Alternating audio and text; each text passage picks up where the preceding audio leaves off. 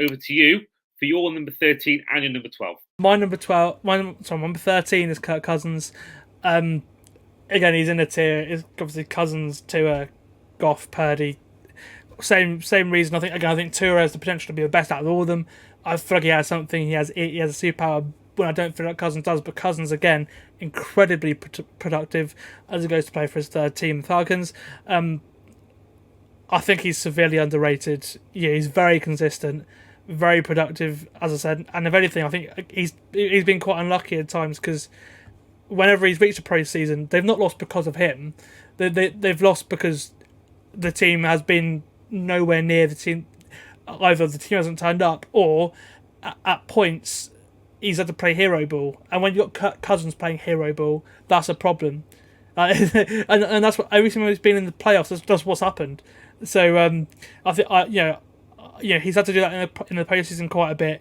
I think now the Falcons roster he's inheriting is a good opportunity to prove a few people wrong because they've been sort of mediocre with terrible quarterback play. Get him in there. I hope that can change, and I hope he could sort of show people what he's capable of. My only worry is that it's a pretty tough injury to come back from an Achilles, and doing that at 36 by the time the season comes around is a bit. But he's been incredibly productive. He deserves the contract he's got because he's been very, very good. And I just feel like when you're asking him, he's good, but he's not Patrick Mahomes. When you're asking him to be Patrick Mahomes in the playoffs, and then you're gonna be in problems. But I do think he can reach a Super Bowl. If he was in the Niners, he'd have a couple rings by now. I generally believe that. I agree. I think you give Cousins that team, which really he's never had both good weapons and a good defense. He's never had a good offensive line and a good receiving core. It's never been. It's always been, or in some cases with Minnesota, a lot of the time it's not a good defense. Like it's not all been there. Like they've always had some glaring need, but around him that is sort of masked at some point. They've had an incredibly productive offense and then a terrible defense.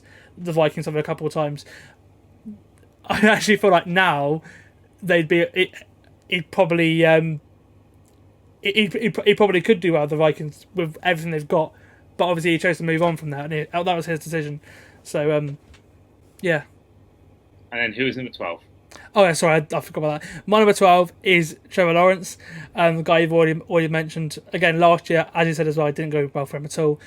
I think many were expecting, including me, for him to have a third-year jump. He didn't, in fact, and the Jags offense sucked a lot of last year as well, to be honest with you. A lot of their injuries, of course, especially to him. The offensive line was nowhere near as good as well. Like losing Jawan Taylor, having Cam Robinson down for half the year as well because of suspension.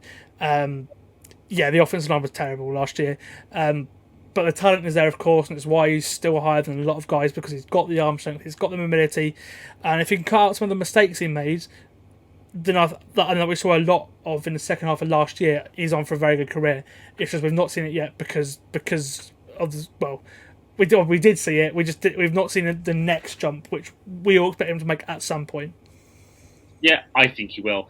It's funny actually how the last two seasons have gone with the Jags. It's almost complete opposite. You've got 1 year, the Titans collapse and they sneak into the playoffs, and then a year later, with them having a big lead, they collapsed, and the Texans got in that division winners. So, again, obviously now he's got a big contract, he's got more pressure on him. I do worry about the fact he's got Stroud in this division, and the Texans team are going to be. The division's brilliant. Yeah, for ages it was terrible.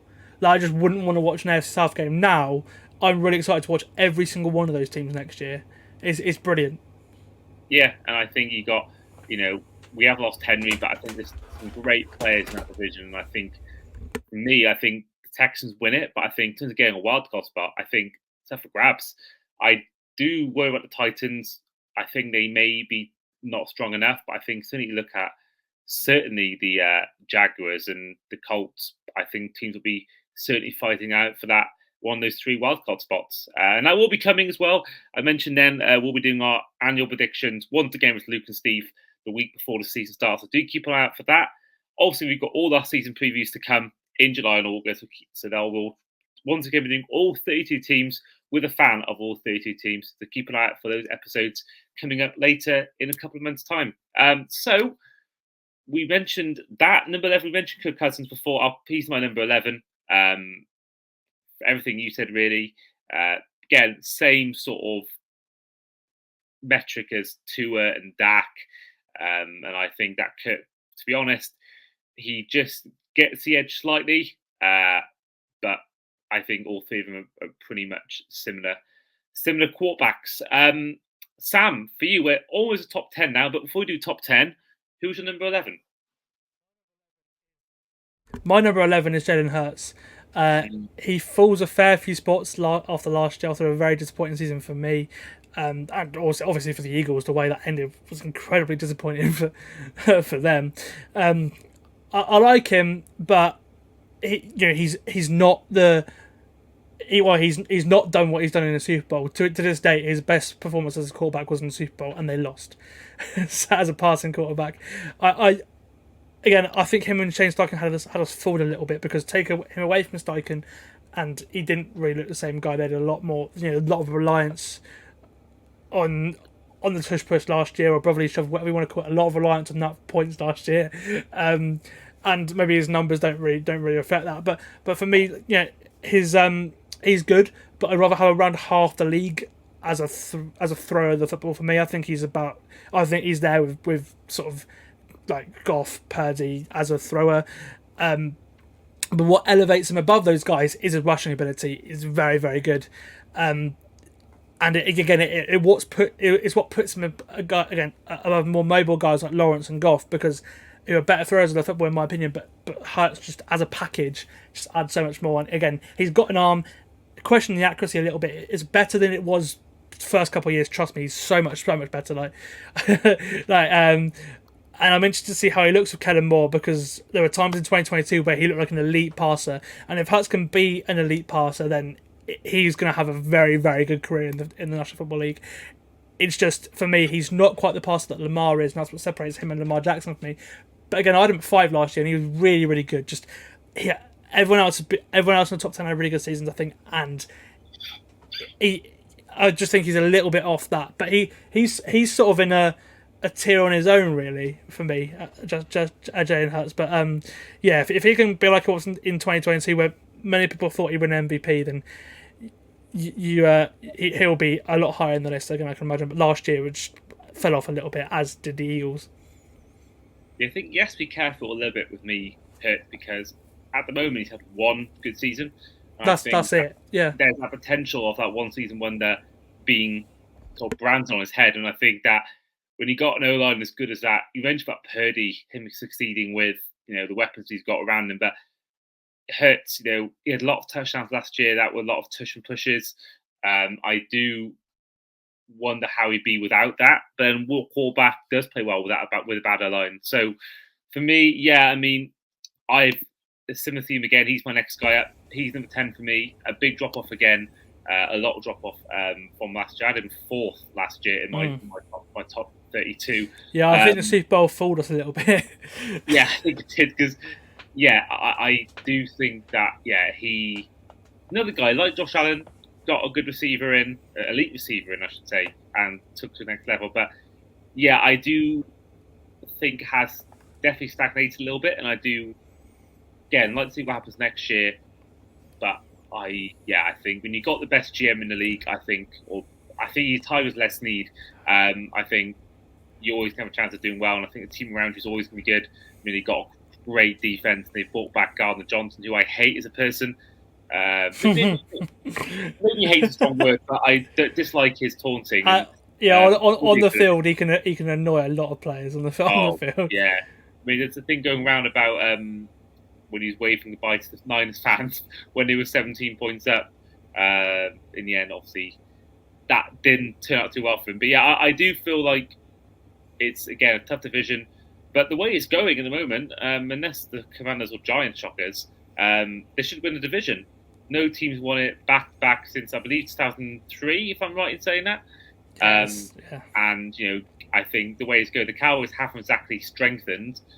the Eagles could win it again this year. You never know. With a good coach like Sirianni, I do feel like that's going to be eventually in his favour. Sam, for you, your number 10.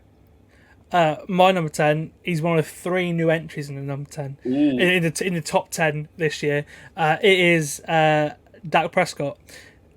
2022 for him, dismal. I was pretty low on him. I had him in the 20s after he led the league in interceptions and just had nothing going for him in advanced metrics either. But he came up fighting last season. He was even my MVP at one point. It was a career year for him, and he had some very good years early in his career. And that was an offense in Mike McCarthy's offense that we just did not expect to be that good at all. The Cowboys were, at points like number 1 offense, like number 1 defense in some categories. Like they were so good at points last year. But yeah, some jump from leading the league in interceptions to then going and not having anything like, for example, Josh Allen does to back that up to say, yeah, okay, I throw interceptions, but I also throw 50 touchdowns. He didn't have that like the year before. Last year he was brilliant. Again, there were serious MVP shouts at points sort of midway through the season. His big time throws doubled from 19 to 41. And his turnover every play is almost half a percentage from 3.8% to 2.2% as well. So he was basically twice the quarterback he was the year before, which again is probably why he's gone up 10 spaces or more for me. He was the most accurate he's ever been as well. But again, the only issue was, which is why he's not higher for me, the playoffs, he came and stuck again. Same thing. A good quarterback, for sure. I actually think he's quite underrated. And he has won games in the playoffs. It's just not gone very far in the playoffs, unlike some quarterbacks. But there is a chance that he becomes the first quarterback to make $60 million in his next contract if he does stay. And I'm fascinated to see how, if that fits in with the Cowboys' win now interest, because they've got to pay a lot of guys. Yeah, it's a good team, but yeah, there's definitely the cloud hanging over the team right now with the CD Lamb situation. Obviously, with Waddle getting paid, Amon St. Brown getting paid, Justin Jefferson getting paid, him and Micah Parsons has got to get paid soon too. Yeah, him as well. And I think there's a lot of guys there. So for me, it's interesting time. Maybe that's why he's not added anyone for that reason. I don't know. I think that's what it is. Their roster's been decimated. Like they've lost 14, 15 key players, and they've not really added anyone. Like Eric Kendricks, and that's it. Like, but I think he will become the first quarterback to be paid $60 million. And he probably, on last year, he deserves it. It's just they need to win in the playoffs. And I don't think Mike McCarthy's the right coach in those situations. Yeah. I mean, if we were ranking NFL head coaches, he'd be probably in the bottom 5. I think the bottom 5 of coaches who've actually coached, I think you take away the rookie head coaches, I think he'd probably be the top 5 worst coaches for me that have actually coached games. So yeah, I don't rate him at all. He's been unlucky in that sense. The fact he's had Jason Garrett and then Mike McCarthy. Doesn't seem to have had. That's what I mean. And I'll give it to him. McCarthy's offense last year was the best offense the Cowboys have had since Tony Romo days. It was really, really good. It's just the problem is their defense crumbled against the Packers, and then there was no coming back from that. They let in the touchdowns early, and then there was no coming back from that. That's the way it is. Like by the time that got, I think it was. There was a point where I think they touched the ball. I think they had 2 possessions, and by the time they had 2 possessions, they had 3 scores down or something like that in that game. It was that insmartable. So there's nothing you can do about that, in my opinion. I think last year the Cowboys, that was a team that would win the Super Bowl if any team was to win a Super Bowl for Dallas. That was their year, and the way it ended was true Cowboys fashion. But you can't blame Dak for that. No, yeah, probably not. I think the year before that, you could definitely. Oh, you can, yeah. But he was crap. That's why he was really low down. Like that because he was crap. Like the whole year is crap. But yeah. But yeah, for me, I do worry about the Cowboys moving forward. So I've just seen a last-minute goal from Portugal there. Wow. They got a goal ruled out through Jota a few minutes ago. I can't see a score, but yeah, they're going crazy. Hopefully you're not avoiding the result. I just realised you're not trying to avoid the result. Oh, no, it's fine. It was a conscious shower, I've just seen there. So, okay, that's fine then. I was worried I'd ruined it for you. No, it's fine. Now, we mentioned before 2 quarterbacks that I had a lot higher than you. in Brock Purdy and Jared Goff. They're my next two, and I've gone for Brock Purdy at 9 and Goff at 8. I just think that both of them have done it when it matters in playoffs. Whilst it may not be the reason they win games sometimes, I do feel like they've still gone out and got the job done. Whereas, you think of Dak Prescott, not his fault, because it's not their fault a lot of times they lose these big games, but they're down getting it done for a reason. So for me, I've gone for them. Purdy at 9, Goff at 8. I think give Purdy another year, maybe higher, but I think Goff's done it for a lot longer, and they had very similar seasons last year. Purdy maybe a little bit better in the playoffs, even though Goff went further. But for me, yeah, it's two quarterbacks that, again, the point systems of their team. I mean, you mentioned Purdy all this episode, but Goff, you've got Bruno line, Penei Sewell there. You've got obviously you've got Morrison Brown, Jameson Williams, Josh Reynolds last year, and a really good defense with Aiden Hutchinson there, and he had Garth Johnson last year as well there. So I like Goff. I like his resurgence, and I'm putting him at 8 for a reason. I like what he's done. Sam, back to you for your number 9 and your number 8. My number 9 is a guy you mentioned, so I won't talk about him very much. Jordan Love. He's gone from number 27 to number 9 on my list in a year. And after I never saw that coming after a very rocky start to the year. Like, there were points where I thought he was done. I thought he was a bust at the start of the year because he wasn't very good. Then the Packers came out the bye week and he was amazing. It was one of the weirdest things we've ever seen in the season, where a quarterback has played some of the worst quarterback play in the season, and then at the end of the year was one of the best quarterbacks in the entire league. I'd never seen something like it ever, and the Packers were a great story last year. And again, there was a moment last year on the podcast where I apologised to him and my Packers supporting mate as well, saying I was wrong because he just flipped the switch like that. And I'm really excited to watch the Packers next year. So Jordan Love for me is number 9. My number 8 is a guy who is one of the league's most gifted quarterbacks. There's no wonder he falls into in my top 10, but I can't put him any higher than 8th because he's not a winner.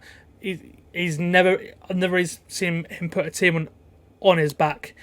I'm not even sure he's an elevator, but he is just incredibly talented, and in the regular season, great. It's another guy who sort of falls into the category, but probably is more talented than any of them. It's Justin Herbert at number 8. Again, incredibly productive. Start of games with a lead, he is unplayable. He is so good. But something about Justin Herbert in the fourth quarter, and when a team really relies on him to win games, it's he's similar with the likes of Tua and Kirk Cousins and stuff. Like, he just has the tremendous physical attributes. Like, honestly, if you're talking about attributes, he'd be one of the best, top 2-3 quarterbacks in the league. And that's what separates him from the likes of Joe Burrow, Patrick Mahomes, Lamar Jackson for me. I think just with the talent he's had, weapons wise, pretty decent offensive line the last couple of years as well. He should have done a lot more, and I think maybe it's just a coach. Maybe with a good coach, in Jim Harbaugh, it's different. But right now, with the roster that the Chargers have compared to what they have had, I'm not confident he's going to be that much better. If I'm being honest with you, I don't think there's that much difference between him and Tua and Jared Goff and everything. I just think he's just so incredibly gifted that when it doesn't really matter. When the start of games he's unplayable. I'm just waiting for the moment where Justin Herbert just announces himself as a Burrow Mahomes, and it's still not come to me. Because with the talent he's had, he should have done way better. And I stand by this. And I think a lot of people are starting to see this as well. With those weapons and that offensive line, he's not really elevated. He's just distributed, unfortunately. Yeah, it seems funny that he's had elite weapons around him with poor coaching, but now he's got a really good coach. And no weapons. There's no weapons at all. I mean, yeah. Hunter Henry. Hayden Hurst. It's not looking good, but you saw. I think it's. I want him to be good. I really want him to be good because he can be unreal if he is good. If he can take over a game like Josh Allen, like Mahomes can, he is going to be unstoppable. But he just hasn't done it. No, and I think I think with Joe Alt there, that will help things long term. I think he was, for me, the best lineman I've seen prospect wise in years, and definitely the best in this year's draft. And I do feel like, he's my number 7. I can't put him higher because the other guys have done more in big games than he has. One you maybe argue wouldn't have, but for me, Herbert is someone that I would rather have than Dak, Tua, Cousins, all that stuff. I think he has got the ability to do it, but I just think that it's not quite worked out for me at big games, and he's been a bit lucky the fact that the defense completely collapsed against the Jags in that wildcard game, and you think about what happened the year before that with the Raiders game, and I think there's been some. But they also couldn't put up any points in the fourth quarter. They put up 3 points the entire second half. They had plenty of chances to score. They couldn't score. Do you think maybe it's like a Matt Ryan situation where Matt Ryan obviously had the collapse against the Patriots, and you could argue then again it's like but in the fourth quarter where are the points? And I think part of that's coaching, but also part of that is it's down to quarterback. I think. Well, I would argue they've had some pretty decent. Like Kellen Moore is no slouch as offensive coordinator. I'm not his biggest fan. I think he's massively overrated. I mean, and some of Herbert's numbers were pretty good last year before he got hurt. But there are some big games where he came unstuck towards the end, so it's the same thing, even with Kellen Moore there. But look, I guess when you have a defensive head coach, it's not necessarily on the it's not necessarily on the head coach and the defense. That's what's let the Chargers down a lot of the time. And that's why I'm excited to see him with a kind of offensive-minded head coach. Obviously, it's a bit different with the way that Harbaugh plays football. It's going to be a lot of running the football next year, and a lot of running the football, and that may suit her. But the fact that he maybe has a couple of throws, big plays to make in that game, and if he does make them, then maybe I am wrong. But just waiting for him to make the next step, and hopefully with a more offensive-minded focus at head coach, and a great head coach, I'd like to think we'll see that change, because I really want to see it, because I think it'd be a very entertaining quarterback in the big moments. Yeah, I think so. You go back to the whole Niners thing, and if you put Herbert in that Niners team, that team's probably gone 15-2, at least made the Super Bowl, probably won it. I think he's been unlucky in the sense that he's not been given, but he had the weapons, but there's always been something missing from this Chargers team, whether it's the defense or the coaching. Sam, for you, before we go into our top 6, who's your number 7? My number 7 is Matt Stafford. He was awesome last year, which, bear in mind, he was coming off that elbow injury that some people thought he would probably never be the same QB again. It's actually one of the best years of his career last year. A great surprise alongside the great success of the young Rams team that just came out of nowhere and obviously reached the playoffs.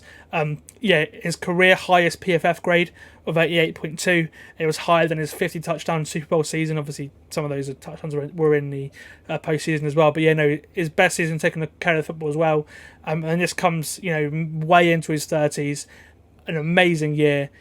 Didn't have as many touchdowns, but in many statistics, it was a career year for Stafford, and for someone who thought maybe on their way out or sort of in the latter stages of their career, Matt Stafford was one of the best surprises of last season, and it was great for Rams fans. Yeah, I think I was one of those few that actually had the Rams doing well. I had them actually as the 8th seed in the NFC in our prediction, so I had them just missing out in the playoffs. But everyone was so down on the Rams, and there's good reason. I definitely saw why, because they'd lost so many people, and obviously they've now lost Donald. But I do think that Stafford had such an improvement, and he's my number 6. He's basically everything that Herbert isn't. Matt Stafford is a winner. Yeah, he is a winner. I mean, you think of that game like years ago for the Lions, where he went down with an injury and played looked like a broken arm or something like that at that Browns game, and you think about. Even with Calvin Johnson, they couldn't quite get it done.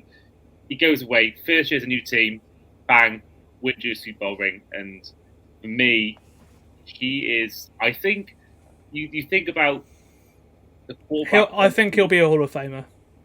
I don't think he is yet, but I think he's close. I think he's on that above Philip Rivers. I think he's maybe just off the edge, but I again wouldn't be against him.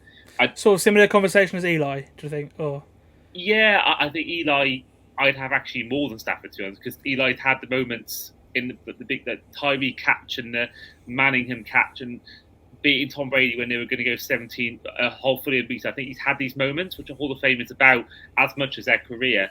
I think Stafford's maybe just off. I think definitely not the first ballot Hall of Fame. That's a lock, not the first ballot. But I think maybe 10 years after he retires, maybe then he might be considered. But I don't think certainly he should be a first ballot Hall of Famer. But yeah, you think about Matt Stafford, you think about the qualities a quarterback needs. It's a good arm and a good mentality and ability to scramble. I think Stafford, for me, defines a quarterback for me. I think obviously there's other quarterbacks in this list that, are higher. But I think Matt Stafford, there's not many I want more than him under centre because that thing I just mentioned then, the Browns game, he still played on despite having his arm broken and he fought on like a real warrior, what a quarterback should be. So for me, Stafford absolutely is in my top 6. But I just think the top 5 I've got ahead of him are just a little bit better. Yeah, my number 6, and he's very unlikely to miss out of the top 5 as well, CJ Stroud.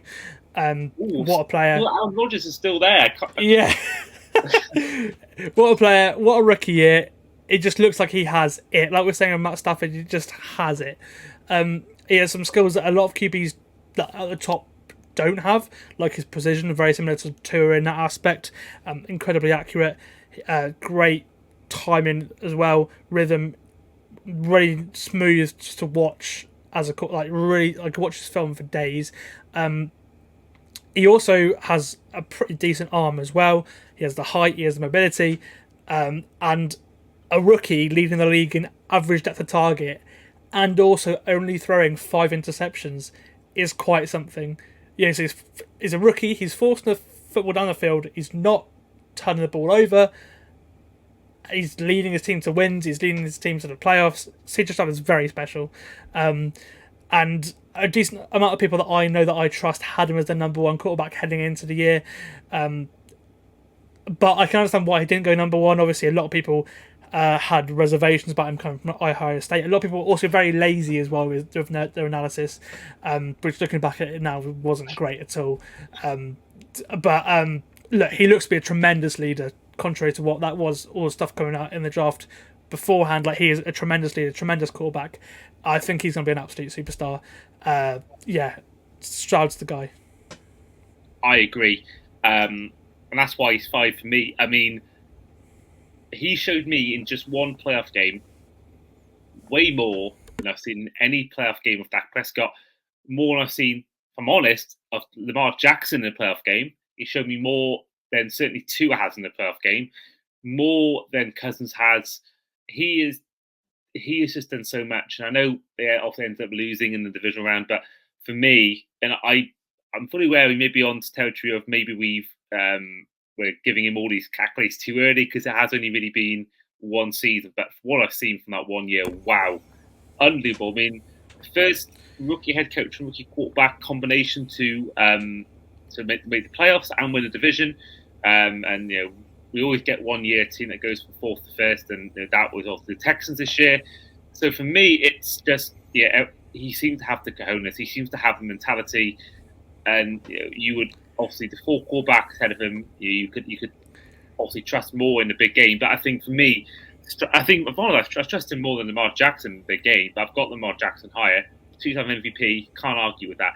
But for Stroud, he's got such a big arm. And I was a game against the Colts. It might have been his first play. This is definitely the first drive. Literally, just smacks down, throws down 50-yard pass, touchdown. Might be to Nico Collins, but you thought then, wow. I think that's the point when I realised, wow, this guy's actually special in the game that matters.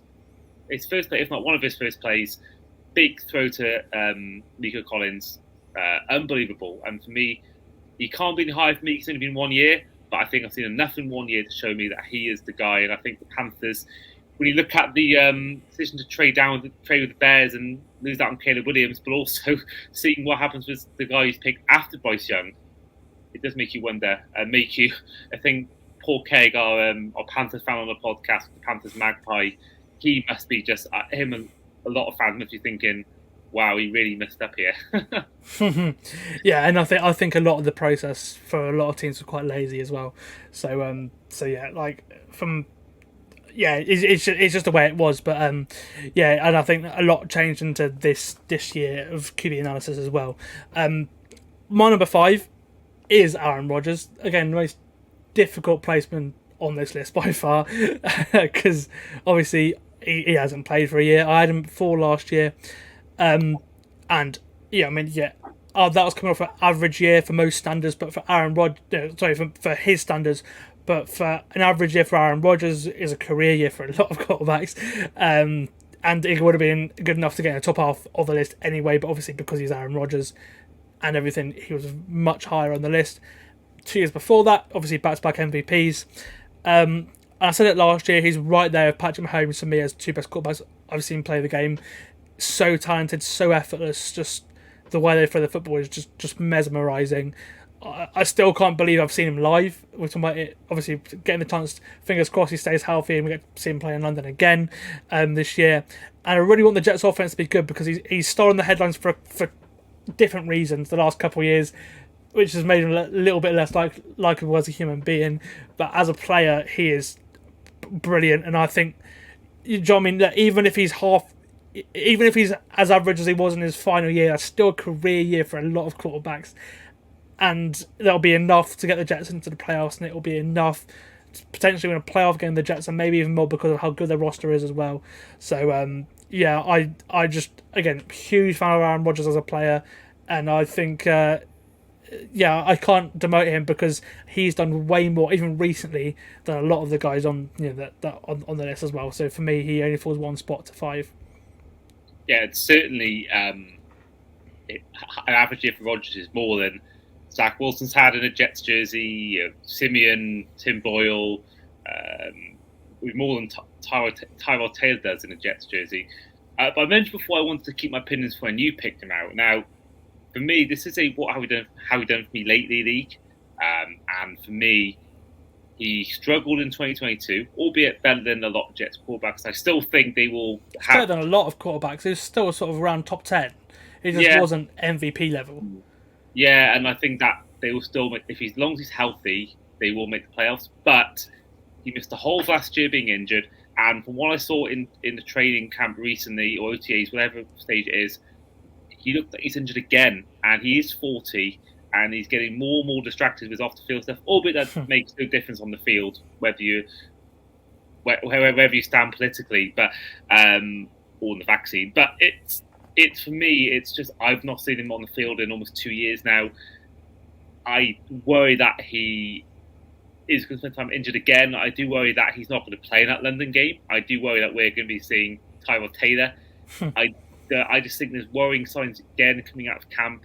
He looked like he was really struggling on that ankle, and for me, I just can't pull him really higher because he's not played in ages. And for me, I think last year I had him. He was on my list. He was down as 6th, so a big drop off for me there. But it's it's for me. It's just I've not seen him play in so long, and I just don't know whether being the age of 40, not everyone going to be Tom Brady. Whether he will come back and be any good. So it's just a lot of uncertainty there. And for me, I just worry massively about the Jets. And if he's injured again this year, the Jets are just going to think, what the hell's going on here? If they have 2 years or 1.5 seasons, if you face there's 5 games in 2023 or 2024, that must be one of the most unlucky trades in history because the whole summer talk was Rodgers going to go to the Jets.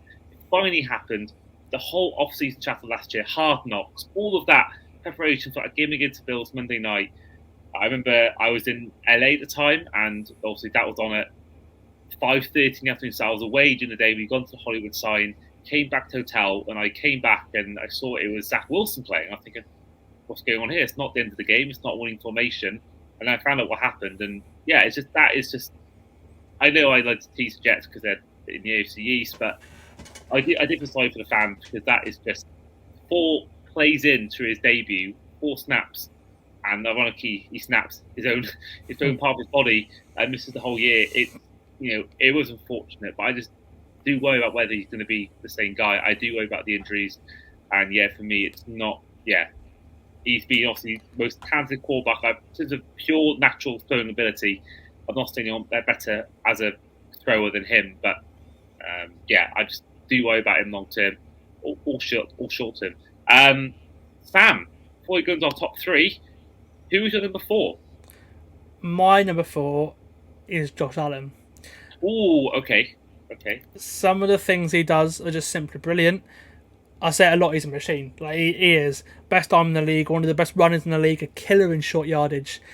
But the reason why he's not higher is because of the turnovers, because he is quite mistake prone, and it's okay because he is so good that it sort of outweighs the pros outweigh the cons. But when you average 40 touchdowns a year, when you have big time throws in the high 40s every season, even if you're getting 18 interceptions a year, you're consistently one of the best quarterbacks, and you win games in the playoffs. Again, once the Bills get to the playoffs, it's a different story. They're just they're just not the same team. But Josh Allen in the regular season is absolutely brilliant, and they came so close in I think their one true chance in that game against the Chiefs, of course. But Mahomes magic and all that. I think he's the hardest QB in the league to stop. But obviously, sometimes what hurts him is the fact that the turnovers make it easier, and I think that's what separates him from my top three. But he is brilliant. He is so good, such an entertaining quarterback to watch. And yeah, I just think that sometimes he is his own problem a little bit. But I think to stop, he is the hardest quarterback to stop in the league. Yeah, I think we've certainly been on the receiving end of that. We seem to be his team. You think about going back to football, how Arsenal fans must feel about Drogba. It feels like that with us. I mean, whenever we play Josh Allen, we always just come in with a massive bit of dread because pretty much, apart from maybe his rookie year and then the game in week 3 in 2022, Josh Allen's always caused us problems. He's always been a massive problem. He's always been just a huge thorn on our side, and we've never really been able to stop him. I believe he's 8-2 against us as a starter, which is pretty outrageous from a Dolphins point of view. So my number 4 is not Josh Allen, it's Lamar Jackson. Now, MVP twice. I do believe he is the worst multiple MVP winner, in my opinion. You think about all the quarterbacks that have won, or players that won multiple MVPs. I just think that Brady, Manning, Rodgers, and all. I think they're just Mahomes. I think they're just a lot better than personally Lamar Jackson. Lamar Jackson against someone again who goes missing in big games, but you can't argue that in terms of the playoffs, you go missing. But in the regular season, he was excellent in it. It was definitely a worthwhile MVP because you think about all the big games he played against the Dolphins when both teams going for a 1 lead at the time. You think about the Niners game he played and all the rest of the games he played, the big spots. He was the reason they won games. He was the heart. I watched him play against the Lions in Baltimore. The teams were 4-1 and 5-1, or vice versa. He was the heart and soul of that team. He was the reason why they won those games. He was electric, and I think that for me, he was brilliant. But I just love Josh Allen more as a player. I think as a pure player to watch, I think I would pay money more to watch Josh Allen in person or on TV than Lamar Jackson. I think they're so close. It's a fly's hair between them two. This is one of my hardest ones to decide whether it's Josh Allen or Lamar Jackson. I've gone Josh Allen ahead because I just think that he, on his day, is so electric. And I think whilst Lamar Jackson has gone quiet in playoff games, even though he's lost playoff games, Josh Allen, he's been in there. He's been involved. Talk about the Chiefs game. For me, the best game I've ever watched in my life, that game in the 2021 season, that is the best game at NFL I've ever seen. In my 10 years watching the sport, that, for me, it beats, it just about beats Patriots Eagles in the Super Bowl. But for me, every game, and whilst he's careless with the ball, Matt Stafford had the most interceptions the year he won the Super Bowl with the Rams. So I think interceptions are obviously not a great stat to have, but I don't think they're the be-all and end-all, the damning indictment that they should be necessarily, because Josh Allen, in every big game, the Chiefs game this year as well, he lost, he was keeping them in that game. When the defence was letting in so many points, he was the reason why they were still in games. He could throw 3 interceptions and then throw 4 touchdowns second half. He's that kind of quarterback. He's Brett Favre 2.0. Said it a lot of times on the podcast before. He is Brett Favre 2.0. For me, he is just someone that you would have confidence to win your game. You think about a 2-minute drill, Josh Allen down the field, I think, despite all his carelessness of the ball, despite all his mistakes, I would still back him to keep me at least competitive in the game a lot more than pretty much all but 3 or 4 of these quarterbacks in this list. For me, Josh Allen, his arm is pure arm, the best in the league, and that is a spoiler. Well, it isn't a spoiler. That is last week's episode where I put Josh Allen as my arm quarterback because on the one hand, whilst we were going down the mentality thing on a different part of the body, pure arm talent, I think there's no one better besides maybe Mahomes for pure arm strength. For me, yeah, it's electric to watch, but I just can't have him in my top 2, even though the one guy has been injured all last year. Sam, to you, for your number 3. So, for me, 2 and 3 are almost inseparable. And I think what makes Joe Burrow number 3 more than anything is his durability. It is a concern. I love him. Last year wasn't at the standard of his previous year before he got hurt, but again, he came into the year hurt, and it was, he only got more banged up. It was just a recipe for the disaster for the Bengals last year, and obviously, so we can just cast last year aside. For me, I've always been Burrow over a lot of people, Allen, Herbert, because to me, he's the closest thing to Tom Brady you're going to get in the modern game. He's like a hybrid of old school and new age quarterbacks, accurate as, decent arm, pocket presence, second to none. And most importantly, again, he has it, the quarterback trait that everyone desires. He has it, and yeah, I love him, but unfortunately, he missed a year, so he falls down to number 3 for me. I'll go into it because you mentioned it now. My number 2 is Lamar Jackson. After a very much deserved MVP season, Lamar moves up 5 spots for me. He had a great year, and I said on this podcast, very podcast last year, I said 2 injury hit seasons. You've been offered a makeshift contract, not the contract you wanted.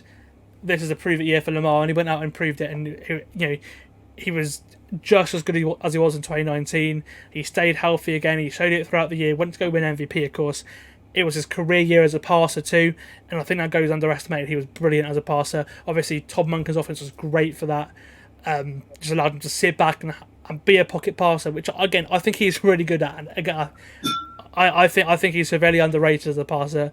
Again, you mentioned it, Andy. The amount of games that Lamar Jackson won from the pocket, whether it's the San Francisco game or the Miami game or the Detroit game, there were so mmany games that he won as a passer in the regular season, and I just think they ran into the Chiefs, who are unstoppable in the playoffs. I think I actually think they beat any other team in the postseason last season, other than the Chiefs. I really do. So I just think Lamar, all of the top 4 are special, and in their prime. But yeah, Lamar made another step as a passer to the point where I'm confident saying he is the second best quarterback in the league, and he's a joy to watch.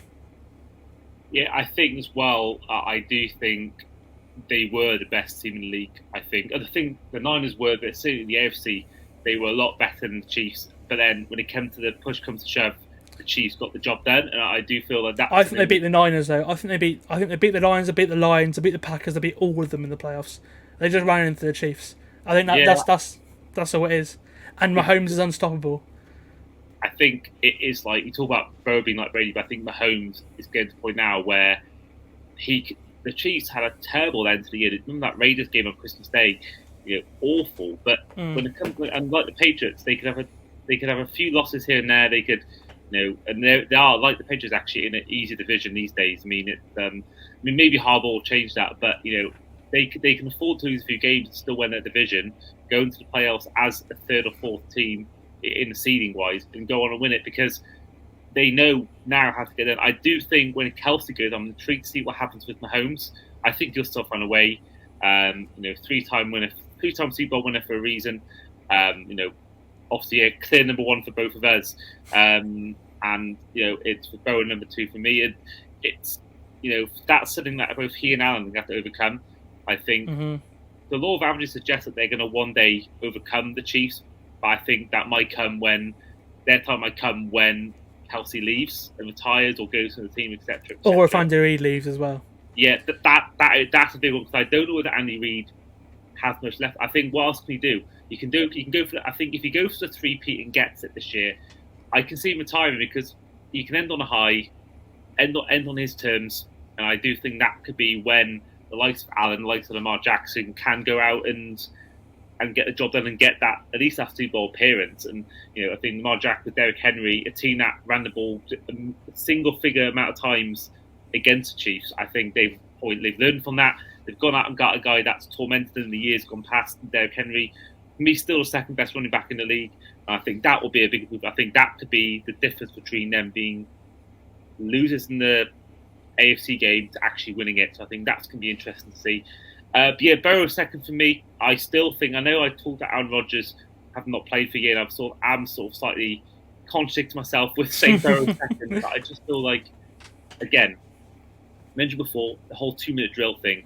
If you give me any quarterback in the whole NFL to put under center, active players, put under center, to win me a game with 2 minutes left to go, the only one for me is Mahomes more than him. Burrow, I think, when he is 1 year being fully healthy, or he's 2 years being fully healthy, AFC Championship game, Super Bowl. So for me, he's the only guy that's beaten Mahomes in the playoffs that isn't Tom Brady.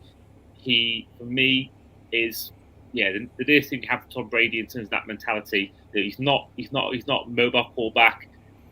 Maybe more so than like Jared Goff, but not like a Lamar Jackson or even Daniel Jones for that matter. But he just knows he's a winner. He's a born winner, and I still have more faith in him than anyone but Mahomes to win me a game. I do think, and the injuries is a concern. Granted, I think that if there's another year injured again, then I do. Obviously, you can blame the O-line all you want, but at the same time, I will be worried because not only just him being seen as injury prone, just the effects on his body long term. And I think that he's got to be careful not to be, have a sort of career where he's seen as that. He has to hopefully he will stay healthy this year, and hopefully that will see the Bengals, back to the Bengals we saw best with Burrow and Chase and all the rest. They've lost that third guy, but they brought in a guy in the draft. His name passed me by, but I think Bengals, if he's healthy, the Bengals will at least be in the divisional round. And I think that the Bengals were a lot of people's picks last year to win the AFC. I think if everything's right for them again, I think they'll be shocked if the Bengals are battling with the Chiefs later on in the AFC title game. And obviously, number one is pretty obvious. Most obvious has been out in 3 years we've done this. It is Mahomes, 3-time Super Bowl winner, back-to-back winner now of the Super Bowl, 2-time MVP. For me, top 5 quarterback of all time, in my opinion. And yeah, I think for me, it's a very, very clear number one. Yeah, and the thing that was just staggering about the Chiefs last season, again, it was a down year. It seemed like they were seriously struggling to score points. They were one of the worst offenses in the entire NFL at points last season, right? But they turned it on when it mattered in the playoffs. Mahomes, in the 3 playoff games leading up to the Super Bowl, his PFF grades were 88, 90.2, and 86 on the road to the Super Bowl last season. The 3 of his best games all season, they were all in the playoffs when it really mattered, and that's why he's the best quarterback in the league. Again, his vision is just so special. The touch, the pocket presence, the ability to just glide around and never panic. It's like poetry the way he moves. And I think when all was said and done, I think he actually will be the greatest of all time. Do you reckon? I think so. But it depends if he wins 5 or 6, because he's getting to that point already now, and he's only just reaching his prime. People forget that. That's the maddest thing about how good Patrick Mahomes has been. Personally, I think he's a better player than Tom Brady was. If he wins similar, I think there genuinely is a conversation to be had.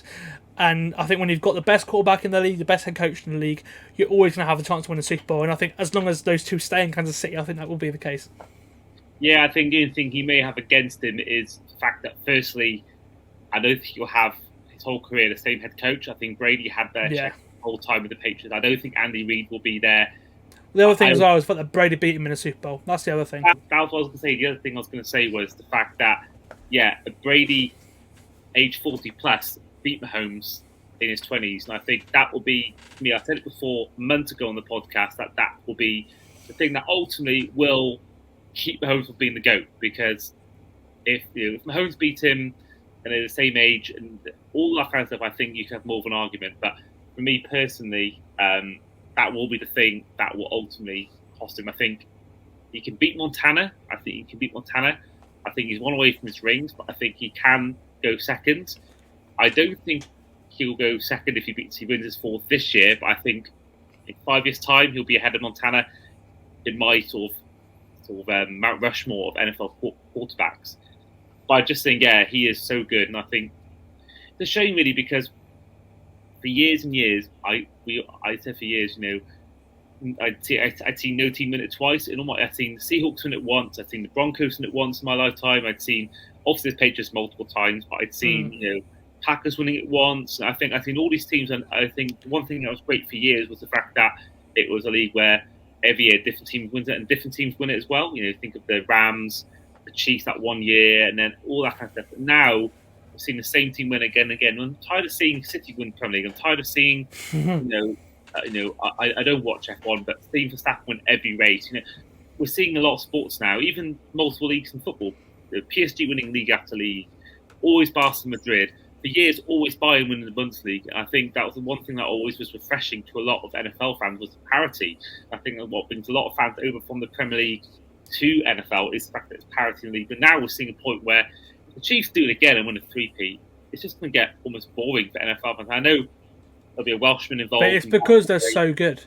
It's just, and it's what makes it such a great story is because unlike PSG and Manchester City and to an aspect Red Bull as well in Formula One, they've all had allegations against them. They've all sort of, they've all got, so whether it's PSG and Manchester City being backed like a state, like Qatar and Abu Dhabi as they both are, or again Red Bull they've had allegations and stuff. Again, they're a very well run organisation. It's a bit different to the others, but they've all had some controversy. The Chiefs haven't. Even to the Patriots, they had some controversy. The Chiefs haven't had anything like that. They've just been so well run, so dialed in, so talented. It's different. The best thing as well about all that is the fact that they've won 2 Super Bowls back to back in a fair league as well. In a thing that's fair. Tyreek Hill. After losing, the whole talk about him then rebuilding at one point. I remember they also talk about Tyreek Hill and they were going to maybe finish bottom of their division, and there's a lot of talk about the Chiefs being that's the end of it, that's the end of the dynasty, and they've won 2 Super Bowls since. And you think about teams, we mentioned before with how the Bills improved by getting Stephon Diggs and how Eagles improved by getting AJ Brown, and Dolphins get better with Tyreek Hill. The Chiefs lost him, and they've done better. They look better. They used the resources to build their defense, and the defense has won the last 2 Super Bowls. Yeah, as well as Mahomes. Mahomes and a good defense is it doesn't matter what you have on an offense. If you've got a quarterback who can elevate guys and you've got a great defense who can stop the other team from scoring, that's the recipe to win a Super Bowl. I think as well, you talk about front office situations. Remember that Buccaneers lost in Super Bowl 55. They're not afraid to take risks, and a lot of their risks have panned out. And also, you think about the biggest takeaway from that loss was the fact that O-line was just awful. They addressed this straight away. I think Creed Humphrey, for me, is one of the best. He's been so good for them as a centre. And I think the O-line is now turned from being the reason they lost the Super Bowl against the Buccaneers to now being, if not one of the best, if not the best O-line in the league. It was brilliant last year, and that's another big reason why, because that can allow Mahomes time to pick out his weapons. He's got, he's doing this with not, apart from Kelsey, no real top receiver, but he's allowed to just. The O-line he's got now with Creed Humphrey there and the unit he's got in front of him, that now allows him to equally match out sort of dish out the ball to this player, to that player, and I think that's why we'll see Reece Ahmed. I think he'll flourish because he'll be allowed time. They'll separate snaps between him, Sky Moore, Isaiah Pacheco, Kelsey, and I think it's just a more methodical approach from Mahomes. I think you look about now compared to the quarterback that won MVP first time round, where 50 touchdowns, and it was almost Kelsey and Hill, no one else, and it was almost like a lot of the hero ball. But I think since then he's gone for a lot more of a methodical approach, a bit like Brady, just going for the shorter passes. I don't see I've seen him in a while do a really deep pass like he did a lot of times in that rookie year. So for me, Mahomes, I love the coaching he's been given. I've loved what he's done, and for me, very, very clear number one. Now, before we do go, you'll see me during the episode doing a little bit of looking down off the screen. I've been looking at sort of trying to work out Sam's comparisons from last year. I did mine before the episode, but I'm working out Sam's. So I've worked out, first of all, before we do that, so there are 2 quarterbacks there are 5 quarterbacks that weren't on this list, that were on this list last year, but not on the list this year. That is Sam Howell, Jimmy Garoppolo, Ryan Tannehill, Mac Jones, Desmond Ridder, and Kenny Pickett, and Justin Fields. So that is actually 6 quarterbacks. And there are 2 quarterbacks for me and 4 quarterbacks for Sam that weren't on the list last year, but are now on the list this year. For both of us, Will Levis and Gardner Minshew. For Sam, as well as Brissett and Sam Darnold. And then the biggest leaps from last year. So both of us, the clear one is CJ Stroud. So I had mine 25 spaces from last year for CJ Stroud. Sam, you had 23rd. And your second was Jordan Love, who was 13 places higher than last year for you. And Dak Prescott, 9 places higher. And then for me, my second most was Brock Purdy, who's gone up 11 places from last year. Third was Anthony Richardson, who's gone up 10 places from last year. Biggest drops from last year. Number 1 for me is Aaron Rodgers, who's gone down 12 places from last year. And then tied for second is both Daniel Jones and Trevor Lawrence, who've both gone down by 7. Whereas for Sam, he's gone down. So his tie for number 1 is both Sean Watson and Russell Wilson, who've both gone down by 9 places from last year. And then also third is Jaden Hurts, who's gone down by 6. Mm-hmm. So this is quite a bumper episode. So what we're going to do, we will split this into 2 episodes. This will be done back-to-back days on both Wednesday and Thursday of the week that we bring it out. So there'll be a part 1, probably from 32 to 18, and then from 17 to 1. And then we will do that for back-to-back days. And yeah, you will see a 2-in-1 episode almost, but in two parts. But yeah, that is where we will end the episode for today. So once again, huge thank you to Sam for coming on today and joining us for these long 2.5 hours we've been on. Well, thank you very much, mate. It's been fun. It's flown by as well. Just shows how good a conversation it is when you rank things. And yeah, quarterbacks are some of the funnest things to rank. So yeah, thank you for having me on. It's been great. And I hope to be on a podcast again. Absolutely, and you'll be certainly on for our Dolphins season preview, which will come either in July or August, along with our other 31 previews. And you mentioned it then. Of course, I barely looked at the time. Now we're not using Zoom. I haven't got to look at the timing as much as I used to have to. For those that don't know, I used to use Zoom a lot of the time, and I used to have to send a new code and do all that, and send out multiple codes to get this one done. But now, obviously, that's not a problem on StreamYard. But I just lost track of time now. And when I saw the thing saying 1 hour and 45 minutes, I was thinking, wow, this has really flown by. So yeah, that's obviously a good sign. We're moving forward. But yeah, we will be back for more content next week. We have got hopefully a special appearance from a new guest on the podcast who I've met through my media connections with the NFL, who now lives in New York. But that is hopefully that'll still go ahead, and that will hopefully be the following week. But in the meantime, this has been the Across the Pod NFL podcast. I've been, as ever, your host, Andy Davis. This has been Sam Moores, and don't forget to check out his podcast, The Full 10 Yards, and we will see you guys next time.